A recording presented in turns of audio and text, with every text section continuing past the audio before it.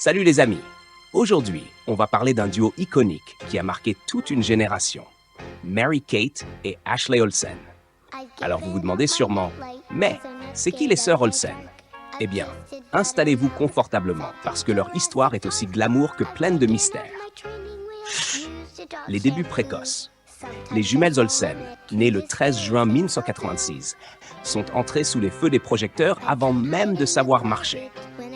À seulement 9 mois, elles ont partagé le rôle de Michelle Tanner dans la série culte La Fête à la maison, Full House pour les intimes. Oui, vous avez bien entendu, 9 mois. Ça donne l'impression que certains d'entre nous ont vraiment pris leur temps pour démarrer, non? Leur popularité a rapidement explosé. Dans les années 90, elles étaient partout. Séries TV, films, jeux vidéo, et même poupées à leur effigie. Elles ont même monté leur propre empire avec leur marque Dual Star et sont devenues millionnaires avant l'âge de 10 ans. Pas mal pour des enfants stars qui jouaient à cache-cache sur des plateaux de tournage. Le côté sombre de la célébrité. Mais évidemment, tout n'est pas aussi rose que ça en a l'air.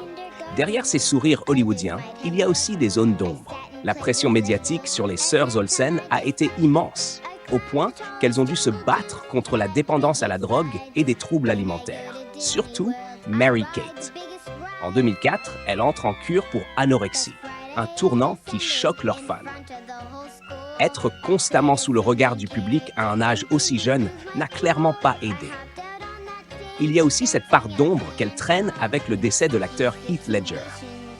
On raconte que Mary-Kate était en couple avec lui au moment de sa mort en 2008. Pire encore, certaines rumeurs disent qu'elle a été la première personne contactée après la découverte du corps de l'acteur. Elle aurait même envoyé son garde du corps avant d'appeler les autorités. Cette histoire a jeté un froid sur son image publique. Et depuis, elle évite soigneusement de s'exprimer sur le sujet. L'après-célébrité. Du cinéma à la mode. Mais ne vous inquiétez pas, les sœurs Olsen ne sont pas juste des icônes d'une époque révolue. Aujourd'hui, elles sont des figures majeures de l'industrie de la mode, avec leur marque de luxe The Row et Elizabeth & James. Elles ont complètement quitté le monde du cinéma, préférant rester dans l'ombre à créer des vêtements minimalistes ultra chics pour l'élite. Et là, on ne parle plus de fringues pour adolescentes, mais de robes qui coûtent plusieurs milliers de dollars. De quoi faire exploser votre budget shopping, non? Anecdotes croustillantes. Alors, vous vous demandez sûrement quelques petites anecdotes sur les sœurs? Voici une petite liste pour briller en société. Elles sont tellement identiques qu'à l'époque de Full House, le producteur leur donnait des paires de chaussures différentes pour les distinguer sur le plateau.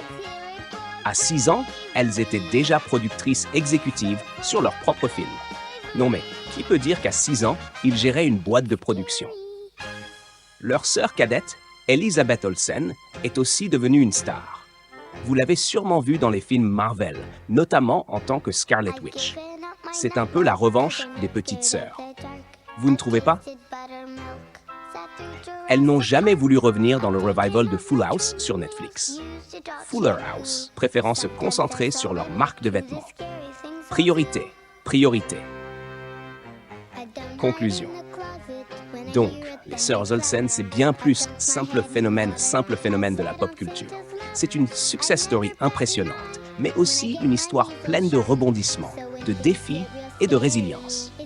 Alors, la prochaine fois que vous repenserez à vos vieux DVD de leurs films, souvenez-vous que derrière leur visage angélique se cache une saga hollywoodienne à part entière.